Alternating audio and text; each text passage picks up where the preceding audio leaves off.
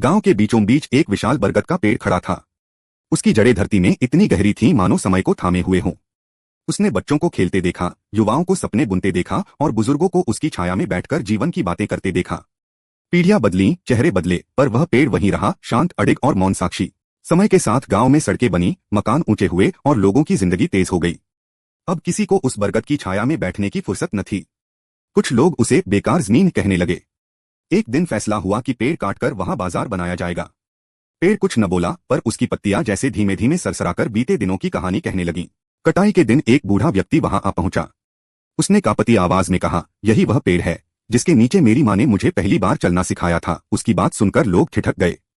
अचानक कई यादें जाग उठीं। किसी को पहली बारिश याद आई, किसी को पहला प्रेम, किसी को अपनों की हंसी।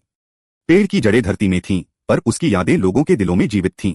कुछ लोग बोले विकास जरूरी है, तो कुछ ने कहा जड़ों के बिना विकास खोखला है। बहस तेज हुई। अंततः तय हुआ कि बाजार कहीं और बनेगा और इस पेड़ के चारों ओर एक छोटा सा उद्यान बनाया जाएगा। यह निर्णय आसान नहीं था, पर सही था। पेड़ अब भी खड़ा रहा और गांव को फिर से जोड़ने लगा। समय बीता। बच्चे फिर से उस पेड़ के नीचे खेलने लगे, बुजुर्ग बातें करने लगे। गांव ने समझ लिया कि जो अपनी जड़ों को याद रखता है वही आगे बढ़ता है।